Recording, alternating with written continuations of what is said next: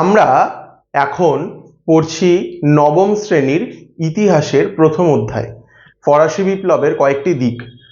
আমাদের চ্যানেলে এই অধ্যায়েরই বেশ কিছু টপিক আলোচনা করা রয়েছে, তোমরা সেই টপিকগুলো দেখতে পারো। আর আজকে আমরা পড়ব ফরাসি স্বৈরাচার ও ত্রুটিপূর্ণ অর্থনীতি, দার্শনিকদের সমালোচনা। আর এই টপিকটা একটু বড় এবং একটু জটিল, একটু তোমাদের বুঝতে হবে, মনেও রাখতে হবে। সেই জন্য আমি মোট দুটো পার্টে এই ভিডিওটাকে করব। আজকে যে পার্টটা তোমরা দেখছো এটা হচ্ছে এই ভিডিওর এই ক্লাসের প্রথম পার্ট। এরপর তোমরা আরেকটা পার্ট পাবে যেখানে এই একই ভিডিওর শেষটা থাকবে। তো আর বেশি কথা না বলে ক্লাসটা শুরু করছি। তোমরা যারা দেখছো তারা দেখো, আর যারা ভাবছো নোটস নিয়ে নেবে তারা খাতা বের করে বসতে পারো। আমি যেটা বলবো সেটা তোমরা লিখে নিতে পারো। আর যেটা বললাম, আজকে আমরা মূলত আলোচনা করব ফরাসি বিপ্লবে দার্শনিকদের যে অবদান তার ব্যাপারে। এই বিষয়টা বুঝতে গেলে তোমাদের প্রথমে কিছু কথা বলে রাখা জরুরি। ধরো, সমাজে কোনো দেশের, কোনো রাষ্ট্রের বা কোনো রাজ্যের যদি স্বৈরাচারী শাসন থাকে, সেখানে যদি সমাজের নিম্ন স্তরের মানুষদেরকে যদি অত্যাচার করা হয় বিভিন্ন দিক থেকে, মানুষ কি তাহলেই একটা আন্দোলন বা একটা বিপ্লব করে বসে? ভালো করে ভেবে দেখবে যে মানুষ যদি খুব কষ্টেও থাকে, মানুষ যদি খুব সমস্যাতেও থাকে, তাহলেও কিন্তু তারা খুব একটা মুখ খোলে না, সেটাকে মুখ বুঝে মেনে নেয়। তাহলে বিপ্লবটা তারা কখন করে? মূলত দুটো ঘটনা ঘটলে কিন্তু মানুষ বিপ্লবের পথে পা বাড়ায়। সেই কি দুটো ঘটনা? প্রথমত হচ্ছে, মানুষ যদি তার সমাজে অবস্থানটা নিয়ে যদি সচেতন থাকে, তাহলে মানে তার প্রবলেমটা কারা ক্রিয়েট করছে, কেন হচ্ছে, এইসব নিয়ে যদি তারা সচেতন থাকে তাহলে। আর দ্বিতীয়ত হচ্ছে, সমাজের যারা গুণী মানুষ, যাদেরকে সমাজ আদর্শ বলে মনে করে, সেই সমস্ত মানুষগুলো যদি কলম ধরে, যদি লেখে সেই ব্যাপারে এবং যদি প্রতিবাদ শুরু করে, তাহলেও দেখবে সমাজের যারা নিম্ন স্তরের মানুষ, অত্যাচারের যারা মানে যাদের ওপর অত্যাচার হয়, তারা কিন্তু আন্দোলন বা বিপ্লবের পথে পা বাড়ায়। তাহলে দুটো জিনিস আমরা দেখলাম, এক হচ্ছে মানুষকে সচেতন হতে হবে, আর দ্বিতীয় হচ্ছে যদি সেই সমাজের মান্যিগুণ্যী মানুষ যারা যারা দার্শনিক বা তোমরা যাদের বুদ্ধিজীবী বলতে পারো, যাদের কথার দাম রয়েছে, সেই ধরনের মানুষেরা যদি প্রতিবাদ শুরু করে, তাহলে কিন্তু মানুষ বিপ্লবের পথে পা বাড়ায়। ফ্রান্সের ক্ষেত্রেও কিন্তু এই একই ঘটনাটা ঘটেছিল। মানে ফ্রান্সের সাধারণ মানুষ এই যে বুর্বো রাজবংশের বিরুদ্ধে যে প্রতিবাদটা করলো, যে বিপ্লবটা করলো, সেটার পেছনেও কিন্তু বেশ কিছু দার্শনিকদের অবদান রয়েছে। তাদের লেখালেখি কিন্তু মানুষকে অনেকটা ট্রিগার করেছে। এই দার্শনিক কারা? এই দার্শনিক হচ্ছেন মূলত Montesquieu, Rousseau, Voltaire, Denis Diderot, d'Alembert প্রমুখরা।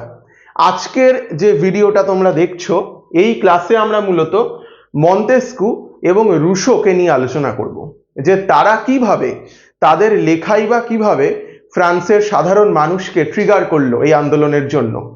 দেখো, বোর্ডে দেখো। আচ্ছা, আরেকটা কথা, এই যে আমি তোমাদের বললাম যে মানুষের সচেতনতাটাও প্রয়োজন এবং দার্শনিকদের ভূমিকাও কিছু প্রয়োজন, এই কথাটা কি শুধু আমি বলছি?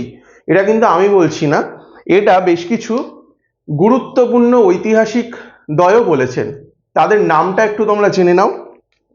তেইন, রুস্তান, সেতেব্রিয়ে, মাদেলা, জোরেস, মাতিয়ে, এই ধরনের যারা ঐতিহাসিক, তারা কিন্তু ফরাসি বিপ্লবের পেছনে দার্শনিকদের অবদানকে স্বীকার করে নিয়েছেন। চলো বোর্ডে এবার দেখো কি লেখা। কোনো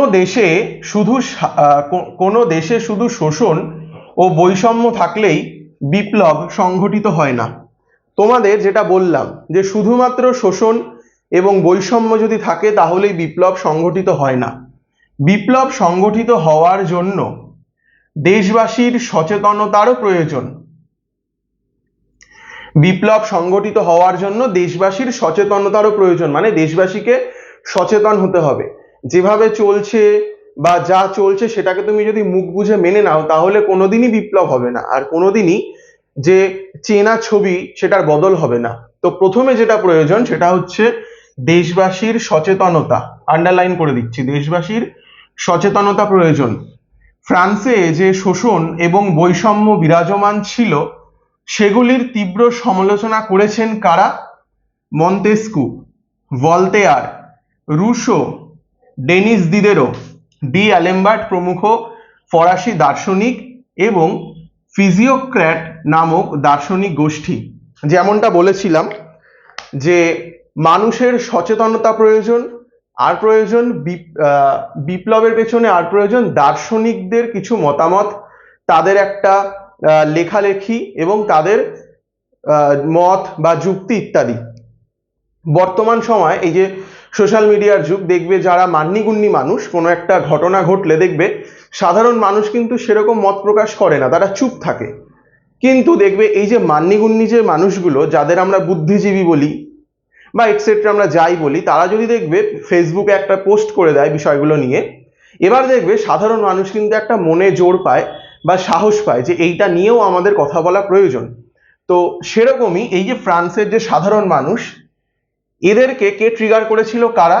Montesquieu, Voltaire, Rousseau, Denis Diderot, d'Alembert, এনারা। আর ফিজিওক্র্যাট নামক একটা দার্শনিক গোষ্ঠী। এই নামগুলো কিন্তু মনে রাখবে, এই প্রশ্নটা প্রচন্ড ইম্পর্টেন্ট একটা প্রশ্ন। এবার আমরা মন্তেস্কুকে নিয়ে একটু ডিটেইলে জানি। একটা বইয়ের নাম দেখো, বইটার নাম the spirit of laws. The spirit of laws, বা বাংলায় যার মানে আইনের মর্ম। এই গ্রন্থে রাজার ঈশ্বর প্রদত্ত ক্ষমতার সমালোচনা করেছেন মন্তেস্কু। তাহলে এখান থেকে একটা শর্ট কোশ্চেন আসবেই, সেটা হচ্ছে দ্য স্পিরিট অফ লজ গ্রন্থটা কার লেখা? উত্তর কি? মন্তেস্কু। বা অন্যরকম ভাবে যদি আসে যে মন্তেস্কুর লেখা একটি গ্রন্থের নাম বলো, কি হবে? দি স্পিরিট অফ লজ বা আইনের মর্ম। চেষ্টা করবে এটা লেখার, এটাই হচ্ছে বইয়ের নাম। সেখানে তিনি কি করেছেন? সেখানে তিনি রাজার ঈশ্বর প্রদত্ত ক্ষমতার সমালোচনা করেছেন। ঈশ্বর প্রদত্ত ক্ষমতা মানে কি সেটা আমরা আগের ক্লাসগুলোতে দেখেছি। মানে হচ্ছে রাজা যদি অত্যাচার করে মানুষ জবাবদিহি চাইবে, কিন্তু রাজা যদি বলে যে আমি ঈশ্বরের দূত, আমি ঈশ্বর বাদ দিয়ে আর কাউকে জবাবদিহি করতে রাজি নই, তাহলে আর মানুষ কিছু বলবে না। আর সেই সুযোগটাই নিয়েছিল ফ্রান্সের এই রাজারা। তারা বলতো আমরা ঈশ্বরের দূত, আর এই যে ক্ষমতা এটাকে বলা হতো ঈশ্বর প্রদত্ত ক্ষমতা। এর সমালোচনা করেছেন Montesquieu the spirit of laws নামক এই গ্রন্থটার মধ্যে। আর কি? নাগরিকদের ব্যক্তি স্বাধীনতা রক্ষার জন্য তিনি ক্ষমতা স্বতন্ত্রীকরণ নীতির কথা বলেন। মানে কি? এখান থেকেও আরেকটা প্রশ্ন আসবে যে ক্ষমতা স্বতন্ত্রীকরণ নীতির কথা কে বলেছেন? দার্শনিক মন্তেস্কু। এই ক্ষমতা স্বতন্ত্রীকরণ মানে কি? দেশে দেখবে প্রধানত তিনটে ক্ষমতা থাকে, একটা হচ্ছে আইন বিভাগের ক্ষমতা, একটা শাসন বিভাগের ক্ষমতা, আর একটা হচ্ছে বিচার বিভাগের ক্ষমতা। মন্তেস্কু বলেছিলেন যে একজনের হাতেই বা একটা গোষ্ঠীর মধ্যেই এই তিনটে ডিপার্টমেন্টের ক্ষমতাকে না রেখে এই ক্ষমতাগুলোকে পৃথক করে দিতে, মানে আইন বিভাগ, শাসন বিভাগ এবং বিচার বিভাগের ক্ষমতাকে তিনি পৃথক করার দাবি জানান। এই যে দাবিটা, এর নামই হচ্ছে ক্ষমতা স্বতন্ত্রীকরণ নীতি। এইটাই হচ্ছে রুশোর ব্যাপার। এবার আমরা আসছি, এটা হচ্ছে মন্তেস্কুর ব্যাপার। এবার আমরা আছি রুশোতে। এই যে রুশো, ইনি কিন্তু বেশ ফেমাস একজন দার্শনিক। মানে আমরা যে দার্শনিকদের নাম বললাম, রুশো, ভলতেয়ার, মন্তেস্কু, ডেনিস দিদেরো, এদের প্রত্যেকের মধ্যে কিন্তু রুশো বেশি জনপ্রিয়। দেখো এখানেও কিন্তু শুরুতে আমরা একটা গ্রন্থের নাম পাচ্ছি, সোশ্যাল কন্ট্রাক্ট, একটি বিখ্যাত গ্রন্থ রুশোর। মন্তেস্কুর যেমন ছিল দি স্পিরিট অফ লজ, রুশোর বিখ্যাত গ্রন্থ হচ্ছে সোশ্যাল কন্ট্রাক্ট। এই গ্রন্থে রুশো কি বলেছেন? এই গ্রন্থে রুশো ফরাসি স্বৈরতন্ত্রের বিরোধিতা করে আধুনিক গণতন্ত্র এবং প্রজাতন্ত্রের কথা বলেন।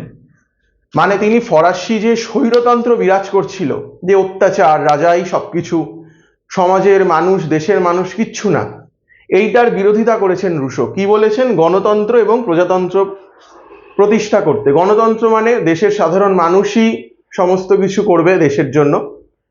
প্রজাতন্ত্র মানে কি? প্রজাতন্ত্র মানে এই যে দেশের যারা প্রজা, আম আদমি, তারাই দেশ চালাবে। এটার কথাই রুশো বলেছেন। রুশোর মতে রাজা নয়, জনগণই হলো রাষ্ট্রের সার্বভৌম শক্তির উৎস। তার মতে ঈশ্বরের ইচ্ছে নয়, জনগণের ইচ্ছে চুক্তির ভিত্তিতে রাজা একদা সিংহাসন শাসন ক্ষমতা লাভ করেছেন। দেখো কথাটা কি ইম্পর্টেন্ট। রাজাই, আমরা আপাতভাবে দেখে কি বলি যে রাজাই হচ্ছে দেশের সর্বেসর্বা। এই যে বিভিন্ন নেতা, বিভিন্ন মন্ত্রী বা বিভিন্ন ধরো অফিসার লেভেলের যে মানুষরা, আমরা বলি না যে তারাই হচ্ছে দেশের সর্বেসর্বা, আমরা তাদের সাথে দেখা হলে স্যার বলে ডাকি। কিন্তু তুমি যদি ভেবে দেখো, দেখবে রুশোর কথাটা শুধু ফ্রান্সের ক্ষেত্রে নয়, ভারতের ক্ষেত্রেও কিন্তু সঠিক। কি? যে ঈশ্বরের ইচ্ছে নয় বা কারোর ইচ্ছে নয়, শুধুমাত্র জনগণের ইচ্ছেতেই, চুক্তির ভিত্তিতে, মানে এই যে শপথ নেয় 5 বছরের জন্য, এই চুক্তির ভিত্তিতে জনগণের ইচ্ছে, মানে জনগণ ভোট দিয়েছে বলেই রাজা একদা কিন্তু শাসন ক্ষমতা লাভ করেছে। সুতরাং এই যে আমরা যে বিভিন্ন বড় উচ্চ পদের মানুষদের যে স্যার বলে সম্বোধন করি, আদতে তারা আমাদেরই ভোটে কিন্তু সেই পদটা লাভ করেছে, জনগণের ভোটেই। রুশো এই কথাটাই বলেছে। তাই রাজা স্বৈরাচারী হলে তাকে সিংহাসনচ্যুত করার ক্ষমতা জনগণের আছে। মানে রাজা যদি স্বৈরাচারী হয়ে যায়, রাজা যদি সেই জনগণদের কথা না শোনে যারা তাকে সিংহাসনে বসিয়েছে, তাহলে কিন্তু সাধারণ মানুষ চাইলে রাজাকে সিংহাসনচ্যুত করতে পারে। রুশো, যার পুরো নাম কি, জা জ্যাক রুশো, রুশোর পুরো নাম হচ্ছে জা জ্যাকুইস রুশো। এই জা জ্যাকুইস রুশো, যিনি ফরাসি বিপ্লবের প্রিন্স নামে পরিচিত।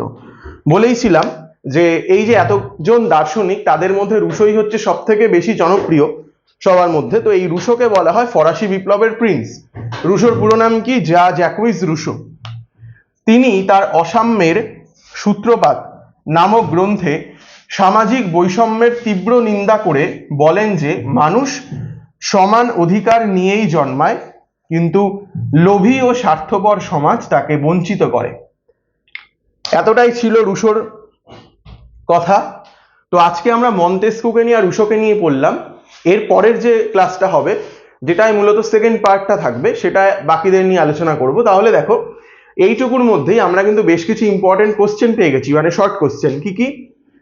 মন্তেস্কুর লেখা একটি গ্রন্থের নাম লেখো, দ্য স্পিরিট অফ লজ। দ্বিতীয় প্রশ্ন কি? ক্ষমতা স্বতন্ত্রীকরণ নীতির কথা কে বলেছিলেন? মন্তেস্কু। আরেকটা 3 নম্বর প্রশ্ন, সোশ্যাল কন্ট্রাক্ট গ্রন্থটি কার লেখা? রুশো, বা রুশোর লেখা একটি গ্রন্থের নাম কি? Social contract. ফরাসি বিপ্লবের প্রিন্স নামে কে পরিচিত? রুশো, যা জ্যাকুইস রুশো, যিনি ফরাসি বিপ্লবের প্রিন্স নামে পরিচিত। এই ক্লাসটা এটুকুই। এরা মন দিয়ে দেখো, পড়ো, নোটসগুলো লেখো, বইতেও রয়েছে, বই থেকে পড়ো। এরপরে আমরা ভলতেয়ার, ডেনিস দিদেরো, ডি অ্যালেমবার্ট এদের নিয়ে আলোচনা করব। আজ এটুকুই।